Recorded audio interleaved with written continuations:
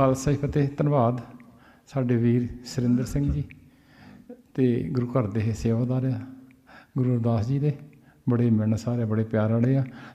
दास बेनती करदा अपनी छोटी भैन नूं नवजोत कौर नूं इंग्लिश दे विच 2-3 मिनट वो मैसेज देणगे। असीं चाहुंदे आ भी साडीਆਂ परमजीत होणी नहीं आ सके हैगे ਇਹ ਹਾਜ਼ਰੀ ਭਰਨਗੇ। 2-3 ਆਪਾਂ ਅਜੇ ਹੋਰ ਸੇਵਾਦਾਰ ਹੈਗੇ ਆ ਤੇ ਆਪਾਂ ਸਾਰਿਆਂ ਨੇ ਸਟਰੋਂਗਲੀ ਮੈਸੇਜ ਦੇਣੇ ਹੈਗੇ ਆ। ਉਹਨਾਂ ਦੀ ਭਾਵਨਾ ਮਨੋਂ ਸਿਮਰਤੀ ਲਾਗੂ ਕਰਨ ਦੀ ਹੈਗੀ ਹੈ ਨਾ, ਉਹ ਆਪਾਂ ਕਦੀ ਪੂਰੀ ਨਹੀਂ ਹੋਣ ਦੇਣੀ ਹੈਗੀ।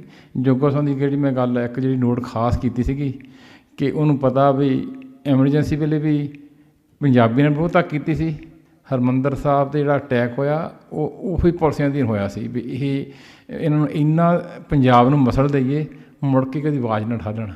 ਪਰ ਸੱਤ ਦੀ ਬਖਸ਼ਿਸ਼ ਹੈ ਪੰਜਾਬੀਆਂ ਦੇ ਉੱਤੇ ਅਤੇ ਆਉਣ ਵਾਲੇ ਸਮੇਂ ਜਿਹੜਾ ਉਹਨੂੰ ਆਪਾਂ ਨੂੰ ਨਾ ਥੋੜ੍ਹੇ ਦੱਸ ਗਏ ਆ ਵੀ ਸਾਨੂੰ ਪੰਜਾਬੀ ਨੂੰ ਤਿਆਰ ਰਹਿਣਾ ਚਾਹੀਦਾ। ਉਹ ਵੀ ਬਦਲੇ ਦੀ ਭਾਵਨਾ ਉਹਦੇ ਪਹਿਲਾਂ ਤੋਂ ਹੈਗੀ ਆ। ਉਹਨੇ ਨਾਲ ਦੀ ਲੀਡਰਸ਼ਿਪ ਨੂੰ ਬਦਲੇ ਦੀ ਭਾਵਨਾ ਕੋਈ ਲਾਗੇ ਲੱਗਣ ਦਿੱਤਾ ਹੈਗਾ ਅਤੇ ਆਪਾਂ ਸੁਚੇਤ ਰਹਿਣਾ ਹੈਗਾ ਵੀ ਉਹੋ ਜਿਹੀ ਵਾਤਾਵਰਨ ਆਪਾਂ ਨਹੀਂ ਬਣ ਦੇਣਾ ਹੈਗਾ ਅਤੇ ਕੋਸ਼ਿਸ਼ ਕਰਨੀ ਆ ਨਾਲ ਦੀਆਂ ਹੋਰ ਸਟੇਟਾਂ ਨੂੰ ਨਾਲ ਲੈ ਕੇ ਇਹ ਜੱਜੋਦੈਤ ਦੇ ਅੱਗੇ ਵਧਣਾ ਹੈਗਾ। ਜੇ ਇਕੱਲੇ ਪੰਜਾਬ ਦੀ ਡਿਮਾਂਡ ਹੁੰਦੀ ਨਾ ਉਹਨੇ ਕਦੀ ਨਹੀਂ ਮੰਨਣੀ ਸੀ ਜਿੱਦਾਂ 84 ਵੇਲੇ ਹੋਇਆ ਹੈਗਾ। ਇਹ ਹੁਣ ਬਾਕੀ ਸਟੇਟਾਂ ਵਿੱਚ ਸ਼ਾਮਲ ਹੋਣ ਦੇ ਨਾਲ ਪ੍ਰੈਸ਼ਰ ਵਧਿਆ ਹੈਗਾ ਅਤੇ ਮੈਂ ਦੇਖਿਆ ਰਾਜਸਥਾਨ ਤੋਂ ਵੀ ਇੱਕ ਸਟੇਟਮੈਂਟ ਸੀ ਉਹਨਾਂ ਦੇ ਪਾਰਟੀ ਦੇ ਮੈਂਬਰ ਵੀ ਕੋਸ਼ਿਸ਼ ਕਰ ਰਹੇ ਆ ਵੱਡੀ ਪੱਧਰ ਲੋਕਾਂ ਨੂੰ ਲਾਮਬੰਦ ਕਰਕੇ ਲਿਆਉਣ ਦੀ। ਇੰਨਾ ਤੁਸੀਂ ਪ੍ਰੈਸ਼ਰ ਬਿਲਡ ਕਰਤਾ ਸਾਰਿਆਂ ਨੇ ਨਾ।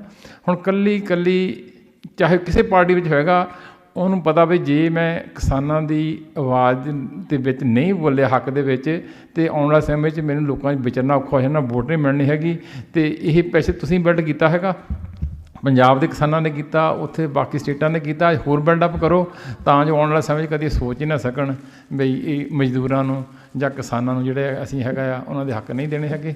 ਸਾਡੀ ਛੋਟੀ ਭੈਣ ਨਵਜੋਤ ਕੌਰ ਉਹ ਇੰਗਲਿਸ਼ ਦੇ ਵਿੱਚ 2-3 ਮਿੰਟ ਆਪਣਾ ਵਿਚਾਰ ਸਾਂਝੇ ਕਰਨਗੇ ਅਤੇ ਨਾਲੇ ਕਿਸਾਨਾਂ ਨੂੰ ਸ਼ਰਧਾਂਜਲੀ ਦੇਣਗੇ। ਵਾਹਿਗੁਰੂ ਜੀ ਕਾ ਖਾਲਸਾ ਵਾਹਿਗੁਰੂ ਜੀ ਕੀ ਫਤਿਹ।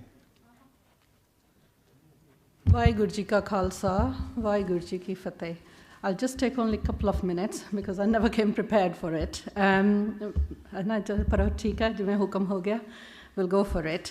What I would like to share is not about the history of farmers' protest. I think awareness is there now.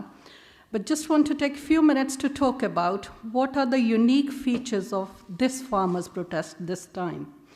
क्योंकि protest ਤਾਂ ਬਹੁਤ ਵਾਰੀ ਹੁੰਦੇ ਆ, ਪਰ ਇਸ protest ਦੇ ਵਿੱਚ ਖਾਸੀਅਤ ਕੀ ਹੈ ਜਿਹੜੀ ਕਿ ਬਾਕੀ ਪ੍ਰੋਟੈਸਟ ਦੇ ਨਾਲੋਂ ਅਲੱਗ ਹੈ। ਕਿਉਂਕਿ ਆਪਾਂ ਇਹ ਨਹੀਂ ਸੋਚਣਾ ਕਿ ਹਾਂ ਕੁਛ ਵੀ ਹੋਇਆ ਆਪਾਂ ਡੰਡੇ ਚੁੱਕ ਕੇ ਝੰਡੇ ਚੁੱਕ ਕੇ ਤੁਰ ਪਏ ਹਾਂ। What are we trying to achieve this time? The first and foremost thing is there is one common goal, and that common goal is that we condemn these laws and we want the return of these. We want to completely refute it, no change.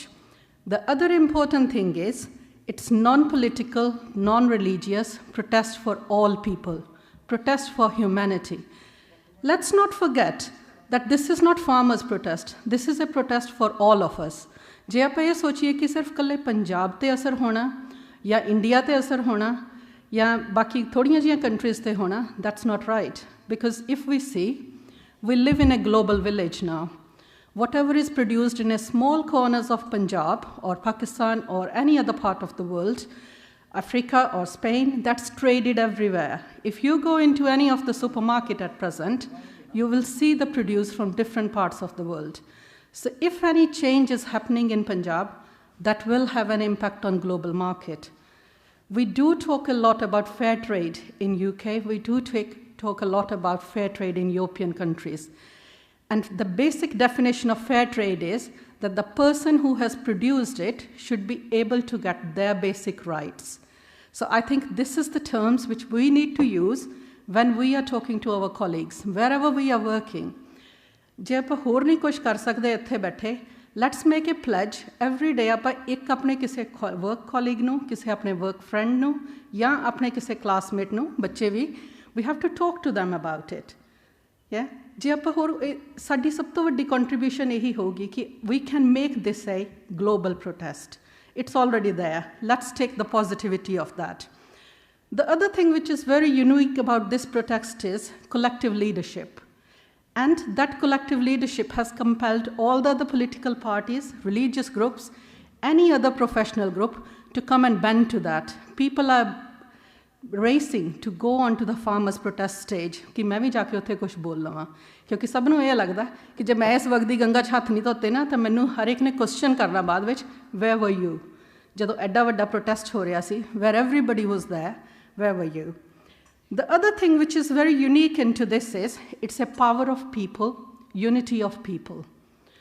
If you look around the pictures of protest, what you will see is people from all faith, all parties, all religious backgrounds, all educational backgrounds, everybody, whoever you see, you will be able to pinpoint those people are there. We need to have positive faith. I know we talk about history, कि history च जे पंजाब ने voice चुकी सी तां की ओहदा impact हो गया, but let's have faith. Let's go with positivity, because अन्ने वड्डे protest दे विचों एक चीज़ जिहड़ी बाहर आ रही है दुबारा ਉਹ ਇਹ ਆ ਰਹੀ ਹੈ ਕਿ ਪੰਜਾਬ ਇਜ਼ ਅਲਾਈਵ।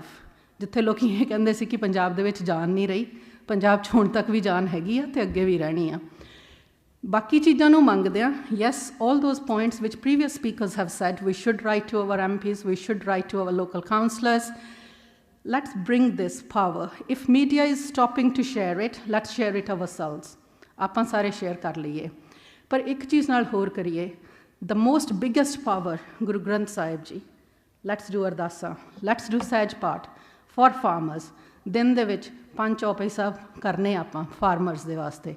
ਦਿਨ ਦੇ ਵਿੱਚ ਜਿੰਨੀ ਵਾਰ ਅਰਦਾਸ ਕਰਨੀ ਆ, ਅਰਦਾਸ ਕਰਨੀ ਫਾਰਮਰਸ ਪ੍ਰੋਟੈਸਟ ਲਈ, ਬਿਕੋਜ਼ ਬਾਕੀ ਜੋ ਮਰਜ਼ੀ ਹੁੰਦਾ ਰਹੇ, ਸ਼ਹਿਨਸ਼ਾਹਾਂ ਦੇ ਸ਼ਹਿਨਸ਼ਾਹ ਉਹ ਹੈਗੇ ਆਪਣੇ ਨਾਲ ਹਮੇਸ਼ਾ। ਇੰਨੇ ਸ਼ਬਦਾਂ ਦੇ ਨਾਲ ਮਾਫੀ ਮੰਗਦੀ ਜੇ ਕੁਛ ਗਲਤ ਕਿਹਾ ਗਿਆ ਹੋਵੇ।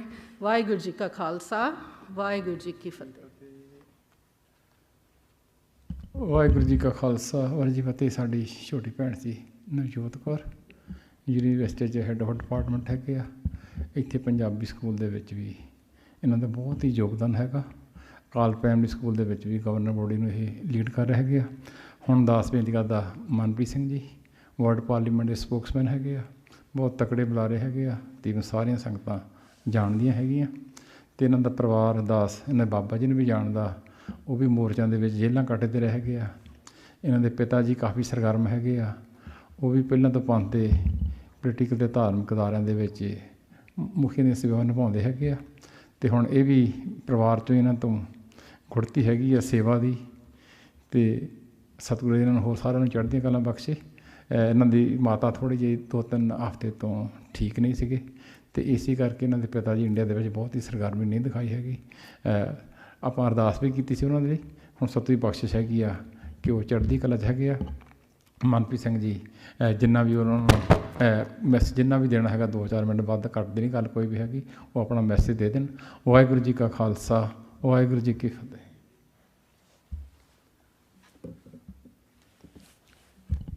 ਸਤਿਗੁਰ ਜਗਤ ਗੁਰੂ ਸ਼੍ਰੀ ਗੁਰੂ ਗ੍ਰੰਥ ਸਾਹਿਬ ਮਹਾਰਾਜ ਦੀ ਹਜ਼ੂਰੀ 'ਚ ਜੁੜ ਬੈਠੀਆਂ ਜਿੰਨੀਆਂ ਵੀ ਸੰਗਤਾਂ ਔਰ ਜਿੰਨੀਆਂ ਸਾਨੂੰ TV 'ਤੇ ਵੇਖ ਰਹੀਆਂ ਨੇ, ਆਓ ਸਤਿਗੁਰਾਂ ਵੱਲੋਂ ਬਖਸ਼ੀ ਫਤਿਹ ਪ੍ਰਵਾਨ ਕਰੀਏ, ਗੱਜ ਵੱਜ ਕੇ ਬੁਲਾਈਏ। ਵਾਹਿਗੁਰੂ ਜੀ ਕਾ ਖਾਲਸਾ, ਵਾਹਿਗੁਰੂ ਜੀ ਕੀ ਫਤਿਹ। ਕਾਲੇ ਕਾਨੂੰਨਾਂ ਦੀ ਅੱਜ ਗੱਲ ਹੋ ਰਹੀ ਹੈ। ਰਾਜੇ ਪਾਪ ਕਮਾਵਦੇ, ਉਲਟੀ ਵਾੜ ਖੇਤ ਕੋ ਖਾਏ।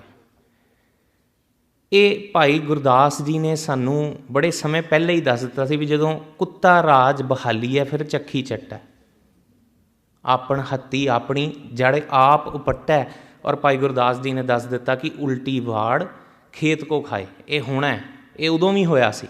ਉਦੋਂ ਹੋਇਆ ਸੀ ਤਾਈਓ ਗੁਰੂ ਸਾਹਿਬ ਨੇ, ਗੁਰੂ ਨਾਨਕ ਦੇਵ ਮਹਾਰਾਜ ਨੇ ਬਾਬਰ ਨੂੰ ਉਸ ਵੇਲੇ ਜਾਬਰ ਕਿਹਾ ਜੈਸੀ ਮੈਂ ਆਵੇ ਖਸਮ ਕੀ ਬਾਣੀ ਤੈਸੜਾ ਕਰੀ ਗਿਆਨ ਵੇ ਲਾਲੋ, ਪਾਪ ਕੀ ਜੰਜ ਲੈ ਕਾਬਲੋਂ ਧਾਇਆ, ਜੋਰੀ ਮੰਗੈ ਦਾਨ ਵੇ ਲਾਲੋ। ਸਾਫ਼ ਸਾਫ਼ ਗੱਲ ਕਰ ਦਿੱਤੀ। ਪਰ ਜਬਰ ਦੀ ਇੰਤਹਾ ਕੀ ਹੈ? ਅੱਜ ਗੱਲ ਕਰ ਰਹੇ ਹਾਂ ਕਾਲੇ ਕਾਨੂੰਨਾਂ ਦੀ। ਇਹ ਕਾਨੂੰਨਾਂ ਬਾਰੇ ਬਹੁਤੀਆਂ ਗੱਲਾਂ ਬਾਤਾਂ ਹੋਈਆਂ। ਮੈਂ 2-3 ਜਿਹੜੀਆਂ ਮੇਨ ਗੱਲਾਂ ਇਹਦੇ 'ਚ ਜ਼ਰੂਰ ਟੱਚ ਕਰਨਾ ਚਾਹੁੰਦਾ ਕਿ ਜੇ ਕਿਸਾਨ ਕੰਟਰੈਕਟ ਕਰਦਾ ਹੈ ਵੱਡੀ ਕੰਪਨੀ ਦੇ ਨਾਲ, ਅਤੇ ਇਸ ਕਾਨੂੰਨ ਦੇ ਵਿੱਚ ਲਿਖਿਆ ਹੈ ਕਿ ਕਾਨੂੰਨੀ ਹੱਕ ਉਹਦੇ ਕੋਲ ਜਿਹੜੇ ਨੇ ਨਹੀਂ ਹੋਣਗੇ ਕੋਰਟ ਤੱਕ ਜਾਣ ਦੇ, ਉਹ ਸਬ ਡਿਵੀਜ਼ਨਲ ਮੈਜਿਸਟਰੇਟ ਫੈਸਲਾ ਕਰੇਗਾ ਕਿ ਜੇ ਡਿਸਪਿਊਟ ਹੁੰਦਾ। ਹੁਣ ਇੱਕ ਵੱਡੀ ਕੰਪਨੀ ਅੰਬਾਨੀ ਵਰਗੀ, ਟਾਟਾ ਵਰਗੀ ਬਹੁਤ ਵੱਡੀਆਂ ਕੰਪਨੀਆਂ ਨੇ, ਅਤੇ ਇੱਕ ਛੋਟਾ ਸਮਾਲ ਮਾਰਜਨਲ ਫਾਰਮਰ ਉਹਨਾਂ ਦੀ ਆਪਸ 'ਚ ਕੀ ਨੈਗੋਸੀਏਸ਼ਨ ਦੀ ਐਬਿਲਿਟੀ ਹੈ, ਅਸੀਂ ਸਭ ਜਾਣਦੇ ਹਾਂ। ਦੂਸਰੀ ਜੇ ਅਸੀਂ ਗੱਲ ਕਰੀਏ MSP ਦੀ, ਮਿਨੀਮਮ ਸਪੋਰਟ ਪ੍ਰਾਈਜ਼, ਇਹ ਮਿਨੀਮਮ ਸਪੋਰਟ ਪ੍ਰਾਈਜ਼ ਕਦੋਂ ਆਇਆ? ਗ੍ਰੀਨ ਰੈਵੋਲਿਊਸ਼ਨ, ਜਿਹਨੂੰ ਮੈਂ ਗ੍ਰੀਡ ਰੈਵੋਲਿਊਸ਼ਨ ਕਹਿੰਦਾ, ਵੀ ਪੰਜਾਬ ਨੂੰ ਐਜ਼ ਐਨ ਐਕਸਪੈਰੀਮੈਂਟਲ ਗਰਾਊਂਡ ਵਰਤਿਆ ਗਿਆ ਹਿੰਦੁਸਤਾਨ ਪਾਕਿਸਤਾਨ ਬਣਨ ਤੋਂ ਬਾਅਦ, ਕਿ ਸਾਨੂੰ ਲਾਲਚ ਦਿੱਤਾ ਗਿਆ ਕਿ ਤੁਸੀਂ ਕਪਾਹ ਬੀਜੋ, ਤੁਸੀਂ ਝੋਨਾ ਬੀਜੋ, ਤੁਸੀਂ ਕਣਕ ਬੀਜੋ। ਝੋਨਾ ਤਾਂ ਅਸੀਂ ਬੀਜਦੇ ਹੀ ਨਹੀਂ ਸੀ, ਸਾਡੀ ਜ਼ਮੀਨ ਝੋਨਾ ਬੀਜਣ ਦੇ ਨਹੀਂ ਸੀਗੀ ਉਪਜਾਊ। ਕਿਉਂ ਬੀਜਿਆ? ਕਿਉਂਕਿ ਮਿਨੀਮਮ ਸਪੋਰਟ ਪ੍ਰਾਈਸ ਸਾਨੂੰ ਦੇ ਦਿੱਤਾ। ਔਰ ਅੱਜ ਜਦੋਂ ਅਸੀਂ ਕਹਿੰਦੇ ਹਾਂ ਕਿ ਪੰਜਾਬ ਦਾ ਕਿਸਾਨ ਕਿਉਂ ਸਭ ਤੋਂ ਅੱਗੇ ਲੱਗਿਆ, ਪੰਜਾਬ ਦਾ ਕਿਸਾਨ ਇੱਕ ਹੋਰ ਗੱਲੋਂ ਅੱਗੇ ਲੱਗਿਆ। 95% ਤੁਹਾਡੀ ਕ੍ਰੌਪ ਦੀ ਪ੍ਰੋਕਿਉਰਮੈਂਟ ਉਹ MSP 'ਤੇ ਹੁੰਦੀ ਹੈ, ਐਜ਼ ਕੰਪੇਅਰ ਟੂ UP ਜਿੱਥੇ ਸਿਰਫ 3.4% ਹੁੰਦੀ। ਸੋ ਇਹ ਗੱਲ ਸੋਚਣ ਵਾਲੀ ਹੈ ਕਿ ਇਹਦਾ ਸਿੱਧਾ ਹਮਲਾ ਸਭ ਤੋਂ ਜ਼ਿਆਦਾ ਜੇ ਇਹਦਾ ਇਫੈਕਟ ਪੈਣਾ ਤਾਂ ਉਹ ਪੰਜਾਬ 'ਤੇ ਪੈਣਾ। ਕੰਟਰੈਕਟ ਫਾਰਮਿੰਗ ਦੀ ਗੱਲ ਆਈ ਹੈ, ਲੈਂਡ ਗ੍ਰੈਬਿੰਗ ਕਲੌਜ਼ਸ ਦੀ ਗੱਲ ਆਈ ਹੈ ਵਿੱਚ। ਅਤੇ ਸਭ ਤੋਂ ਵੱਡੀ ਇੱਕ ਗੱਲ ਜਿਹੜੀ ਹੈ, ਇਹ ਗੱਲ ਸਾਨੂੰ ਸਮਝਣੀ ਪਏਗੀ ਕਿ ਮੋਦੀ ਦੀ ਸਰਕਾਰ ਨੇ ਕੇਵਲ ਪੰਜਾਬ ਦੇ ਕਿਸਾਨਾਂ ਜਾਂ ਭਾਰਤ ਦੇ ਕਿਸਾਨਾਂ ਦਾ ਸੌਦਾ ਨਹੀਂ ਕੀਤਾ, ਬਲਕਿ ਭਾਰਤ ਦੇ ਇਕੱਲੇ ਬਸ਼ਿੰਦੇ ਦਾ ਸੌਦਾ ਕਰ ਦਿੱਤਾ ਤੀਸਰਾ ਐਕਟ ਪਾਸ ਕਰਕੇ, ਜਿਹਦੇ ਵਿੱਚ 23 ਐਸੈਂਸ਼ੀਅਲ ਆਈਟਮਸ ਤੋਂ ਹੋਰਡਿੰਗ ਰਿਸਟ੍ਰਿਕਸ਼ਨ ਚੁੱਕ ਦਿੱਤੀਆਂ। ਇਹਦਾ ਇਫੈਕਟ ਕੀ ਹੈ? ਅੱਜ ਜੇ ਕੰਪਨੀ ਨੇ ਜਦੋਂ ਫਸਲ ਲੈਣੀ ਹੈ, ਉਹ ਕਹੇਗੀ ਜੀ ਨਹੀਂ ਜੀ ਸਾਡੇ ਤਾਂ ਗੋਦਾਨ ਭਰੇ ਹੋਏ ਨੇ। ਕਦੀ ਵੀ ਮਾਰਕੀਟ 'ਚ ਸ਼ਾਰਟੇਜ ਕ੍ਰੀਏਟ ਕਰ ਸਕਦੀ ਹੈ ਆਰਟੀਫਿਸ਼ੀਅਲ, ਕਦੀ ਵੀ ਮਾਰਕੀਟ 'ਚ ਸਰਪਲਸ ਕ੍ਰੀਏਟ ਕਰ ਸਕਦੀ ਹੈ, ਤਾਂ ਕਿ ਜਿਹੜਾ ਭਾਅ ਹੈ ਉਹਨੂੰ ਆਪਣੇ ਮਤਲਬ ਨਾਲ ਵਧਾਇਆ ਅਤੇ ਘਟਾਇਆ ਜਾ ਸਕੇ। ਇਹਦੇ ਵਿੱਚ ਕਿਸਾਨ ਵੀ ਮਰਦਾ ਅਤੇ ਇਹਦੇ ਵਿੱਚ ਆਮ ਲੋਕ ਵੀ ਮਰਦੇ ਨੇ। ਕਾਲੇ ਕਾਨੂੰਨਾਂ ਦੀ ਗੱਲ ਹੋਈ ਹੈ, ਮੈਂ ਜ਼ਰੂਰ ਸੰਖੇਪ ਦੇ ਵਿੱਚ, ਕਿਉਂਕਿ ਅਸੀਂ ਭੁੱਲ ਨਹੀਂ ਸਕਦੇ। ਅੱਜ ਨਹੀਂ ਸਾਨੂੰ ਟੈਰਰਿਸਟ ਕਿਹਾ ਜਾ ਰਿਹਾ, 84 'ਚ ਕਿਹਾ ਜਾ ਰਿਹਾ, ਬਲਕਿ 84 'ਚ ਵੀ ਨਹੀਂ, 1962 ਦੇ ਵਿੱਚ ਜਦੋਂ ਜਰਾਇਮ ਪੇਸ਼ਾ ਕੌਮ ਕਿਹਾ ਗਿਆ ਸੀ ਸਿੱਖਾਂ ਨੂੰ, ਉਦੋਂ DC ਦਾ ਸਰਕੂਲਰ ਸੀ ਅਤੇ ਉਹਨੂੰ ਸਰਦਾਰ ਕਪੂਰ ਸਿੰਘ ਜੀ ਨੇ ਆਊਟ ਕੀਤਾ ਸੀਗਾ, ਸੰਗਤਾਂ ਦੇ ਸਾਹਮਣੇ ਨਸ਼ਰ ਕੀਤਾ ਸੀ। ਸਿਰਫ ਇੰਨਾ ਹੀ ਨਹੀਂ, ਕਾਨੂੰਨ, ਤੁਸੀਂ ਕਾਨੂੰਨ ਦੀ ਗੱਲ ਕਰ ਰਹੇ ਹੋ, ਸਕੈਡਿਊਲ 7 ਇੰਡੀਅਨ ਕੌਨਸਟੀਟਿਊਸ਼ਨ ਦਾ ਕਹਿੰਦਾ ਹੈ ਕਿ marketing of agricultural product is a state subject. ਇਹ ਰਾਜਸੀ ਉੱਤਰ ਅਧਿਕਾਰ ਦੇ ਵਿੱਚ ਆਉਂਦਾ ਹੈ। ਸੋ ਸੈਂਟਰ ਨੂੰ ਕੀ ਅਧਿਕਾਰ ਹੈ ਸਾਡੀ ਇਸ ਜਿਹੜੀ ਆਪਣੇ ਹੀ ਉਹਨਾਂ ਦੇ ਕੌਨਸਟੀਟਿਊਸ਼ਨ 'ਚ ਬਣਾਏ ਹੋਏ ਜਿਹੜੇ ਰਿਜ਼ਰਵ ਕੀਤੇ ਗਏ ਨੇ ਸਟੇਟ ਦੇ ਰਾਈਟ, ਉਹਦੇ ਵਿੱਚ ਦਖਲ ਦੇਣ ਦੀ। ਕੇਵਲ ਇੰਨਾ ਹੀ ਨਹੀਂ ਹੈ, ਅੱਜ ਨਹੀਂ ਕੇਵਲ ਕਾਨੂੰਨ ਪਾਸ ਹੋਏ, 1963 ਦੇ ਵਿੱਚ ਜਦੋਂ ਭਾਖੜਾ ਨੰਗਲ ਡੈਮ ਬੋਰਡ ਬਣਾ ਦਿੱਤਾ ਗਿਆ ਔਰ ਪੰਜਾਬ ਦਾ ਪਾਣੀ ਪੰਜਾਬ ਤੋਂ ਬਾਹਰ ਹੀ ਰੋਕ ਕੇ ਦੂਜੇ ਸੂਬਿਆਂ ਵੱਲ ਡਿਵਰਟ ਕਰ ਦਿੱਤਾ ਗਿਆ, ਉਹ ਇੰਟਰਨੈਸ਼ਨਲ ਰਿਪੇਰੀਅਨ ਲਾਅ ਦੀ ਉਲੰਘਣਾ ਸੀ। ਕੇਵਲ ਉਨਾ ਹੀ ਨਹੀਂ, ਪੰਜਾਬ ਨੂੰ ਜਦੋਂ ਰੀਆਰਗਨਾਈਜ਼ ਕੀਤਾ ਗਿਆ 1966 ਦੇ ਵਿੱਚ, ਉਹ ਵੀ ਅੰਤਰਰਾਸ਼ਟਰੀ ਕਾਨੂੰਨਾਂ ਦੀ ਉਲੰਘਣਾ ਸੀ। ਕੇਵਲ ਇੰਨਾ ਹੀ ਨਹੀਂ, ਪੰਜਾਬ ਦੇ ਕੋਲ ਆਪਣੀ ਰਾਜਧਾਨੀ ਨਹੀਂ, ਸਾਡੇ ਕੋਲ ਚੰਡੀਗੜ੍ਹ ਹੈ, ਪੰਜਾਬ ਅਤੇ ਹਰਿਆਣਾ ਦੀ ਸ਼ੇਅਰਡ ਰਾਜਧਾਨੀ, ਜੋ ਇੱਕ ਯੂਨੀਅਨ ਟੈਰੀਟਰੀ ਹੈ, ਜੋ ਸਟੇਟ ਗੌਰਮੈਂਟ ਦੇ ਅੰਡਰ ਹੈ। ਅੱਜ ਕਿਉਂ ਪੰਜਾਬੀ ਸੜਕ 'ਤੇ ਨੇ? ਇਹ ਸਭ ਗੱਲ ਨੇ। ਤੁਸੀਂ ਵੇਖੋ, ਜੇ UK ਤੋਂ ਲੰਡਨ ਖੋਲੀਏ ਅਤੇ UK ਦੀ ਕੀ ਅਹਿਮੀਅਤ ਰਹਿ ਜਾਏਗੀ? ਜੇ ਭਾਰਤ ਤੋਂ ਦਿੱਲੀ ਖੋਲ੍ਹੋ ਤਾਂ ਦਿੱਲੀ ਭਾਰਤ ਦੀ ਕੀ ਅਹਿਮੀਅਤ ਰਹਿ ਜਾਏਗੀ? ਸਾਡੇ ਕੋਲ ਆਪਣੀ ਰਾਜਧਾਨੀ ਵੀ ਨਹੀਂ। 1980 ਵਿੱਚ ਹੋਰ ਕਈ ਕਾਨੂੰਨ ਲਿਆਂਦੇ ਗਏ, ਅਫਸਪਾ, ਪੋਟਾ, ਟਾਡਾ, ਇਹੋ ਜਿਹੇ ਕਾਨੂੰਨਾਂ ਦੇ ਤਹਿਤ ਸਾਡੇ ਬੱਚਿਆਂ ਦਾ ਜੈਨੋਸਾਈਡ ਕੀਤਾ ਗਿਆ। 1990 'ਚ SYL ਕਨੈਲ ਦੀ ਗੱਲ, 2015 ਦੇ ਵਿੱਚ ਬੇਦਬੀਆਂ ਔਰ ਬੇਦਬੀਆਂ 'ਚ ਰਾਈਟ ਟੂ ਪ੍ਰੋਟੈਸਟ ਦੇ ਅਧੀਨ, ਜੋ ਕਿ ਇੱਕ ਇੰਟਰਨੈਸ਼ਨਲ ਲਾਅ ਹੈ, ਉਹਦੇ ਅਧੀਨ ਪ੍ਰੋਟੈਸਟ ਕਰਨ ਵਾਲੇ ਲੋਕਾਂ 'ਤੇ ਗੋਲੀਆਂ ਚਲਾਈਆਂ ਗਈਆਂ, ਸਾਡੇ ਮੁੰਡੇ ਸ਼ਹੀਦ ਕੀਤੇ ਗਏ। ਅਤੇ ਅੱਜ ਹੁਣ 2020 ਦਾ ਇਹ ਕਾਲਾ ਕਾਨੂੰਨ। ਮੈਂ ਇੱਥੇ ਇੱਕ ਗੱਲ ਸਾਫ਼ ਕਰ ਦੇਣਾ ਚਾਹੁੰਦਾ, ਬਾਰ-ਬਾਰ ਮੋਦੀ ਆ ਕੇ ਲੋਕਾਂ ਨੂੰ ਕਹਿ ਰਿਹਾ ਨਹੀਂ ਇਹ ਤੁਹਾਡੇ ਫਾਇਦੇ ਦਾ ਹੈ, ਇਹ ਮਾਡਰਨਾਈਜੇਸ਼ਨ ਹੈ। ਇਹ ਕਿਹੋ ਜਿਹੀ ਮਾਡਰਨਾਈਜੇਸ਼ਨ ਹੈ ਜਿਹਦੇ ਵਿੱਚ ਪੰਜਾਬ ਨੰਬਰ 1 ਦੀ ਸਟੇਟ ਤੋਂ GDP ਪਰ ਕੈਪੀਟਾ, ਗ੍ਰੋਸ ਡੋਮੈਸਟਿਕ ਪ੍ਰੋਡਕਟ ਪਰ ਕੈਪੀਟਾ ਨੰਬਰ ਪਹਿਲੇ ਤੋਂ ਅੱਜ 15ਵੇਂ ਨੰਬਰ 'ਤੇ ਹੈ, ਔਰ ਗੁਜਰਾਤ ਬਾਟਮ ਲੋ ਰੈਂਕ ਤੋਂ ਅੱਜ ਤੀਸਰੇ ਨੰਬਰ 'ਤੇ ਹੈ। ਇੱਕ ਇਹੋ ਜਿਹੀ ਮਾਡਰਨਾਈਜੇਸ਼ਨ ਹੈ ਜਿਹਦੇ ਵਿੱਚ ਪੰਜਾਬ ਦਿਨ ਬ ਦਿਨ ਗਰੀਬ ਹੋ ਰਿਹਾ ਔਰ ਦੂਜੇ ਸੂਬੇ ਦਿਨ ਬ ਦਿਨ ਅਮੀਰ ਹੋ ਰਹੇ ਨੇ। ਅਖੀਰਲਾ ਨੁਕਤਾ ਰੱਖ ਕੇ ਮੈਂ ਆਪਣੀ ਥਾਂ ਲੈਣੀ ਹੈ। 370 ਦਾ ਜਦੋਂ ਆਰਟੀਕਲ ਐਬਰੋਗੇਟ ਕੀਤਾ ਗਿਆ, ਦਿਨ ਦਿਹਾੜੇ ਕਾਨੂੰਨ ਪਾਸ ਕਰ ਦਿੱਤਾ ਗਿਆ ਬਗੈਰ ਕਿਸੇ ਸੁਣਵਾਈ ਤੋਂ, ਬਗੈਰ ਕਿਸੇ ਗੱਲ ਤੋਂ, ਅਤੇ ਉਹਦੇ ਨਾਲ ਅਸਰ ਕੀ ਹੋਇਆ? ਅਸੀਂ ਸਾਰੇ ਅੱਧੀ ਗੱਲ ਕਰ ਰਹੇ ਹਾਂ, ਅੱਧੀ ਗੱਲ ਸਮਝ ਰਹੇ ਹਾਂ। ਕਸ਼ਮੀਰ ਦਾ ਸਪੈਸ਼ਲ ਸਟੇਟਸ ਖੋਇਆ ਗਿਆ। ਕੇਵਲ ਸਪੈਸ਼ਲ ਸਟੇਟਸ ਨਹੀਂ ਖੋਇਆ ਗਿਆ, ਕਸ਼ਮੀਰ ਦਾ ਸਟੇਟਹੁੱਡ ਵੀ ਖੋਹ ਲਿਆ। ਜੰਮੂ ਕਸ਼ਮੀਰ ਦੇ ਮੈਪ 370 ਦੀ ਐਬਰੋਗੇਸ਼ਨ ਤੋਂ ਪਹਿਲਾਂ ਦੇਖ ਲਓ, ਪੂਰਾ ਵੱਡਾ ਜੰਮੂ ਕਸ਼ਮੀਰ ਹੈ, ਅਤੇ ਅੱਜ ਜੰਮੂ ਕਸ਼ਮੀਰ ਇੱਕ ਛੋਟਾ ਸੂਬਾ ਹੈ ਅਤੇ ਲੱਦਾਖ ਇੱਕ ਵੱਡਾ ਸੂਬਾ ਹੈ। ਤੁਹਾਡਾ ਸਟੇਟਹੁੱਡ ਖੋਹ ਲਿਆ। ਕੀ ਗਰੰਟੀ ਹੈ ਕਿ ਤੋੜ ਮਰੋੜ ਕੇ 1/3 ਤੋਂ ਵੀ ਘੱਟ ਜਿਹੜਾ ਪੰਜਾਬ ਆਲਰੇਡੀ ਛੱਡ ਦਿੱਤਾ 1966 'ਚ, ਕੀ ਆਉਣ ਵਾਲੇ ਸਮੇਂ 'ਚ ਸਾਡਾ ਸਟੇਟਹੁੱਡ ਨਹੀਂ ਖੋਇਆ ਜਾਏਗਾ? ਇਹ ਗੱਲਾਂ ਸਾਰੀਆਂ ਹੀ ਸਾਰੀਆਂ ਸਾਡੇ ਸੋਚਣ ਵਾਲੀਆਂ ਨੇ। ਤਾਈਓਂ ਅੱਜ ਸਾਰੇ ਕਹਿ ਰਹੇ ਨੇ ਕਿ ਇਹ ਹੋਂਦ ਦੀ ਲੜਾਈ ਹੈ। ਦਾਸ ਗੁਰਬਾਣੀ 'ਤੇ ਹੀ ਗੱਲ ਖਤਮ ਕਰਦਾ ਹੈ। ਅੱਜ ਜਿੰਨੇ ਅਸੀਂ ਮੁਜ਼ਾਹਰੇ ਕਰ ਰਹੇ ਹਾਂ ਨਾ ਬਾਹਰ, ਅਤੇ ਜਿੰਨੇ ਇੱਥੇ ਵੀ ਮੁਜ਼ਾਹਰੇ ਕਰ ਰਹੇ ਹਾਂ, ਸਾਨੂੰ ਗੁਰੂ ਗੋਬਿੰਦ ਸਿੰਘ ਜੀ ਨੇ ਇੱਕ ਗੱਲ ਕਹੀ ਸੀ, ਉਦੋਂ ਵੀ ਕਿਸਾਨ ਹੀ ਸੀਗੇ ਬਹੁਤੇ, ਇਨ ਗਰੀਬ ਸਿੱਖਣ ਕੋ ਦੇਹੋ ਪਾਤਸ਼ਾਹੀ, ਯਾਦ ਰੱਖੈ ਹਮਰੀ ਗੁਰਿਆਈ, ਇਨਹੀਂ ਕੋ ਸਰਦਾਰ ਬਣਾਉ ਤਬੈ ਗੋਬਿੰਦ ਸਿੰਘ ਨਾਮ ਕਹਾਉ। ਸੋ ਅਸੀਂ ਪਾਤਸ਼ਾਹ ਵਾਂ, ਮਹਾਰਾਜ ਨੇ ਸਾਨੂੰ ਉਹ ਪਾਤਸ਼ਾਹੀ ਬਖਸ਼ੀ ਹੈ, ਅਤੇ ਅੱਜ ਅਸੀਂ ਇਹਨਾਂ ਤੋਂ ਕੀ ਮੰਗਣਾ ਹੈ? ਇਹਨਾਂ ਨੂੰ ਸਿਰਫ ਅਸੀਂ ਇੱਕੋ ਹੀ ਗੱਲ ਕਹਿ ਰਹੇ ਹਾਂ, ਜਿਹੜੀ ਗੱਲ 1984 'ਚ ਕਹੀ ਸੀ, ਜਿਹੜੀ ਗੱਲ ਧਰਮ ਯੁੱਧ ਮੋਰਚੇ 'ਚ ਕਹੀ ਸੀ, ਜਿਹੜੀ ਗੱਲ ਅਨੰਦਪੁਰ ਸਾਹਿਬ ਦੇ ਮਤੇ 'ਚ ਕਹੀ ਸੀ। ਅਸੀਂ ਦੂਜੇ ਨੰਬਰ ਦੇ ਸ਼ਹਿਰੀ ਬਣ ਕੇ ਨਹੀਂ ਰਹਿਣਾ। ਇਹੀ ਗੱਲ ਅੱਜ ਵੀ ਉਹ ਕਿਸਾਨ ਇਹੀ ਕਹਿ ਰਹੇ ਨੇ, ਤੁਹਾਨੂੰ ਕੋਈ ਹੱਕ ਨਹੀਂ ਬਣਦਾ, ਤੁਸੀਂ ਸਾਡੀ ਰੋਟੀ ਖੋਹ ਲਓ, ਤੁਸੀਂ ਸਾਡਾ ਪਾਣੀ ਖੋਹ ਲਿਆ 70%, ਅਸੀਂ ਕੁਛ ਨਹੀਂ ਕਿਹਾ, ਤੁਸੀਂ ਸਾਡੀ ਨੌਜਵਾਨੀ ਕਤਲ ਕਰ ਦਿੱਤੀ, ਅਸੀਂ ਫਿਰ ਆਪਣੇ ਕੰਮਾਂ 'ਚ ਲੱਗ ਗਏ, ਹੁਣ ਤੁਸੀਂ ਸਾਡੇ ਹੱਥੋਂ ਕੰਮ ਵੀ ਖੋਹਣਾ ਚਾਹੁੰਦੇ ਹੋ, ਤੁਸੀਂ ਸਾਡੇ ਘਰ ਸਾਡੇ ਬੱਚਿਆਂ ਤੋਂ ਰੋਟੀ ਖੋਹਣਾ ਚਾਹੁੰਦੇ ਹੋ। ਇਹ ਹੋਣ ਨਹੀਂ ਦਿੱਤਾ ਜਾਏਗਾ। ਅਖੀਰਲੀ ਬੇਨਤੀ ਮੈਂ ਇੱਕ ਜ਼ਰੂਰ ਕਰਨਾ ਚਾਹੁੰਦਾ, ਗੁਰਬਾਣੀ ਦਾ ਵਾਕ ਹੈ, ਹਮਰਾ ਧੜਾ ਹਰ ਰਿਆ ਸਮਾਈ। ਅੱਜ ਇਸ ਪੂਰੇ ਪ੍ਰੋਟੈਸਟ ਵਿੱਚ ਮੈਨੂੰ ਇੱਕ ਗੱਲ ਦੀ ਬੜੀ ਖੁਸ਼ੀ ਹੈ ਕਿ ਪੰਜਾਬ ਦਾ ਨੈਸ਼ਨਲਿਜ਼ਮ ਰਿਵਾਈਵ ਹੋ ਰਿਹਾ ਹੈ। ਜਿੱਦਾਂ ਮੇਰੀ ਭੈਣ ਹੁਣੇ ਗੱਲ ਕਰਕੇ ਗਈ ਹੈ, ਪੋਜ਼ੀਟਿਵ ਕੀ ਹੈ? ਅੱਜ ਕੋਈ ਇਹ ਨਹੀਂ ਕਹਿ ਰਿਹਾ ਮੈਂ ਕਾਮਰੇਡ ਹਾਂ, ਕੋਈ ਇਹ ਨਹੀਂ ਕਹਿ ਰਿਹਾ ਮੈਂ ਕਾਂਗਰਸੀ ਹਾਂ, ਕੋਈ ਇਹ ਨਹੀਂ ਕਹਿੰਦਾ ਮੈਂ ਅਕਾਲੀ ਹਾਂ। ਹਰ ਕੋਈ ਇੱਕ ਪੰਜਾਬੀ ਬਣ ਕੇ, ਇੱਕ ਸਿੱਖ ਬਣ ਕੇ ਇਸ ਮੋਰਚੇ 'ਚ ਡਟਿਆ ਹੋਇਆ। ਅਤੇ ਮੇਰੀ ਤੁਹਾਨੂੰ ਇਹ ਬੇਨਤੀ ਹੈ, ਮੋਰਚਾ ਹਾਰੀਏ ਜਾਂ ਜਿੱਤੀਏ, ਦੁਬਾਰਾ ਫਿਰ ਕਾਂਗਰਸੀ ਨਾ ਬਣ ਜਿਓ, ਦੁਬਾਰਾ ਫਿਰ ਅਕਾਲੀ ਨਾ ਬਣ ਜਿਓ, ਸਿੱਖ ਬਣੇ ਰਹੋ, ਪੰਜਾਬੀ ਬਣੇ ਰਹੋ।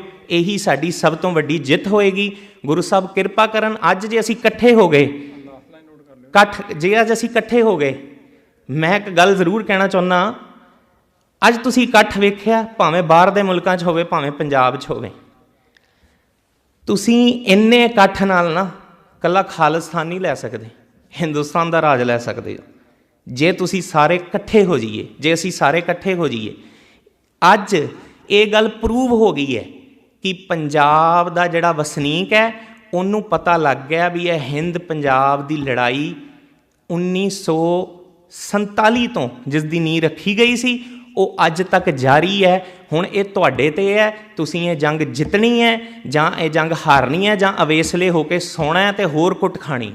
ਸੋ ਅਸੀਂ ਸਾਰੇ ਆਪਣਾ ਆਪਣਾ ਆਤਮ ਚਿੰਤਨ ਕਰੀਏ, ਆਪਣਾ ਫਰਜ਼ ਪਛਾਣੀਏ, ਪੰਜਾਬ ਦੀ ਖੁਦ ਮੁਖਤਿਆਰੀ ਮੁਕੰਮਲ ਆਜ਼ਾਦੀ ਵੱਲ ਵਧੀਏ। ਦਾਸ ਇੰਨੇ ਸ਼ਬਦ ਕਹਿੰਦਾ ਖਿਮਾ ਦਾ ਜਾਚਕ ਹੈ ਜੀ। ਵਾਹਿਗੁਰੂ ਜੀ ਕਾ ਖਾਲਸਾ, ਵਾਹਿਗੁਰੂ ਜੀ ਕੀ ਫਤਿਹ। ਵਾਹਿਗੁਰੂ ਜੀ ਕਾ ਖਾਲਸਾ, ਵਾਹਿਗੁਰੂ ਜੀ ਫਤਿਹ। ਸਨ ਭਾਈ ਮਨ Singh ji, Spokesman world parliament ਦੇ, ਬੜੇ ਸਰਗਰਮ ਆ, ਲੰਬੇ ਚਿਰ ਤੋਂ ਸੇਵਾ ਨਿਭਾ ਰਹੇ ਹੈਗੇ ਆ। ਸੋ ਉਹਨਾਂ ਚੜ੍ਹਦੀਆਂ ਕਲਾਂ ਬਖਸ਼ੇ। ਹੁਣ ਸਾਡੇ ਪਾਸ ਅਕਾਲੀ ਦਲ ਦੇ ਨੈਸ਼ਨਲ ਦੇ ਵਾਈਸ ਪ੍ਰਧਾਨ ਆ, ਸਾਬਕਾ ਲੰਬਾ ਸਮਾਂ ਰਾਜਿੰਦਰ ਕੌਰ ਦੇ ਪ੍ਰਧਾਨ ਰਹੇ ਹੈਗੇ ਆ, ਭਾਈ ਸਾਹਿਬ ਮੇਜਰ ਸਿੰਘ ਜੀ। ਉਹ ਕਿਸਾਨਾਂ ਨੂੰ ਸ਼ਰਧਾਂਜਲੀ ਦੇਣਗੇ। ਜੇ ਕੋਈ ਚੀਜ਼ ਸਾਰੇ ਬੁਲਾਰਿਆਂ ਪਾਸੋਂ ਰਹਿ ਗਈ ਹੈਗੀ ਆ ਅਤੇ ਉਹ ਵੀ ਨੋਟ 'ਚ ਡਾਕਟਰ ਵਿਰਕ ਉਹਨਾਂ ਦੇ ਲਿਆ ਦੇਣਗੇ। 30-32 ਵਿੱਚ ਕੋਈ ਵੀ ਨਵੀਂ ਗੱਲ ਕਿਸੇ ਨੇ ਕੀਤੀ ਆ, ਉਹ ਨੋਟ ਬਣਾ ਲਏ ਗਏ ਹੈਗੇ ਆ, ਅਤੇ ਉਹ ਆਪਾਂ ਜਿਹੜੇ ਮਤੇ ਕੀਤੇ ਹੈਗੇ, ਪਹਿਲਾਂ ਰੈਜੂਲੇਸ਼ਨ ਕੀਤੇ ਹੈਗੇ, ਉਹਨਾਂ ਦੇ ਨਾਲ ਆਪਾਂ ਐਡ ਕਰ ਦੇਣੇ ਹੈਗੀ ਆ।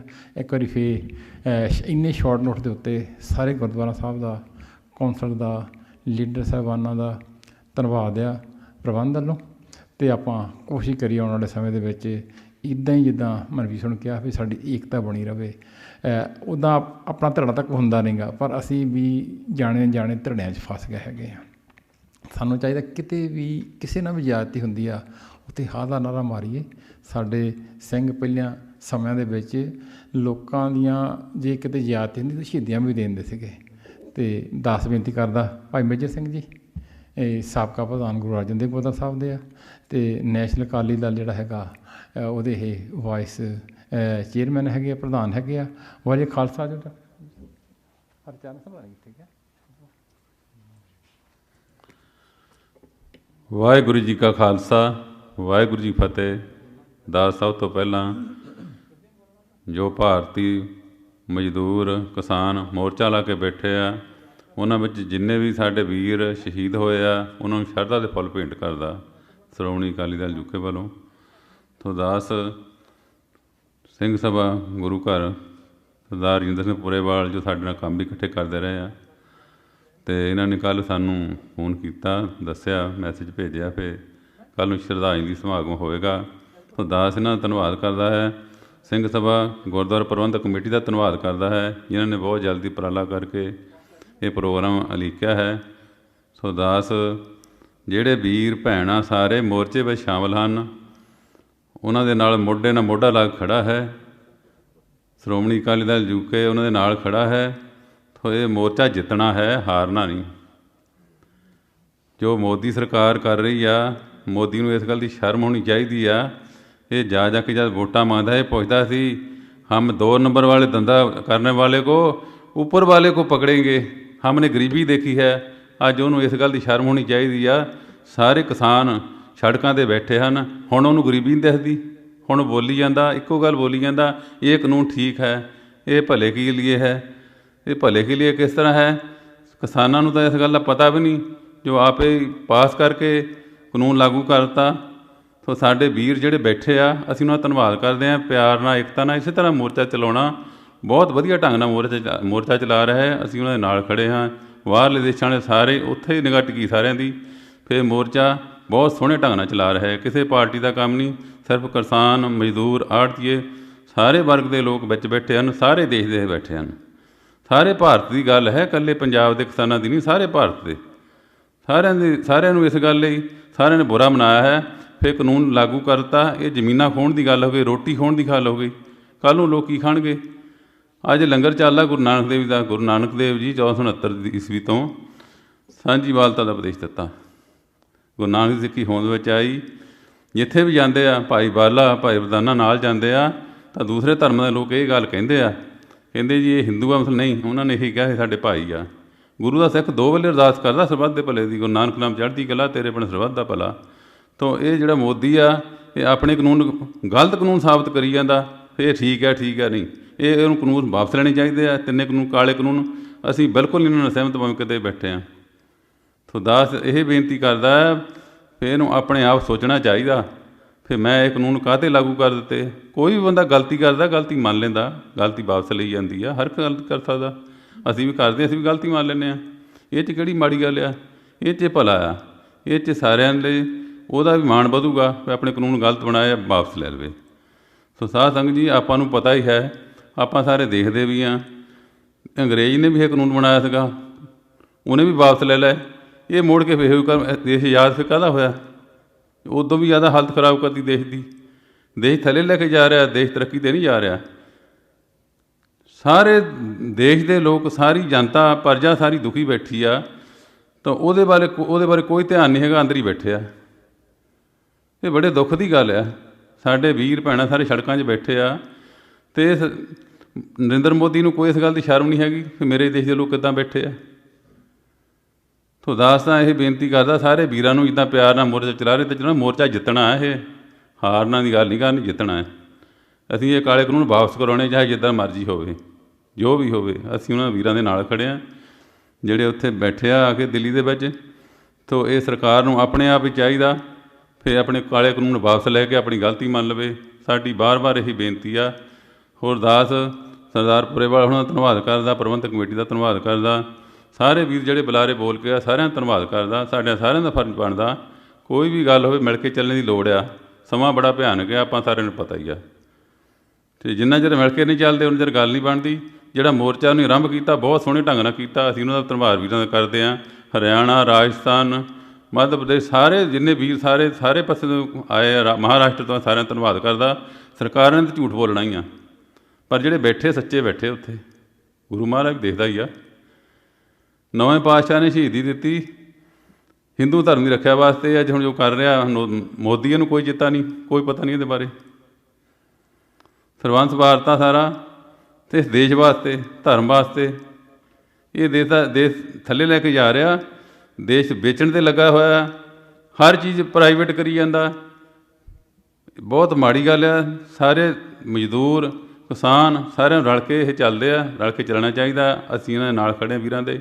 ਸੋ ਦਾਸ ਬੋਲਾ ਕੋ ਭੁੱਲ ਕਰ ਗਿਆ ਹੋਏ क्षमा ਦਾ ਜਾਚਕ ਹੈ। ਇੱਥੇ ਸਮਾਪਤੀ ਕਰਦਾ ਹੈ। ਇਹ ਕਾਨੂੰਨ ਵਾਪਸ ਕਰਾਉਣੇ ਆ, ਮੋਰਚਾ ਜਿੱਤ ਕੇ ਜਾਣਾ। ਇਹ ਮੇਰੀ ਬੇਨਤੀ ਬਾਰ ਸਾਰੇ ਵੀਰਾਂ ਨੂੰ ਮਿਲ ਕੇ ਚੱਲਣ ਦੀ ਲੋੜ ਆ। ਸੋ ਦਾਸ ਬੋਲਾ ਕੋਈ ਭੁੱਲ ਕਰ क्षमा ਦਾ ਜਾਚਕ ਭੁੱਲ ਮਾਫ ਕਰਨੀ। ਵਾਹਿਗੁਰੂ ਜੀ ਕਾ ਖਾਲਸਾ, ਵਾਹਿਗੁਰੂ ਜੀ ਕੀ ਫਤਿਹ।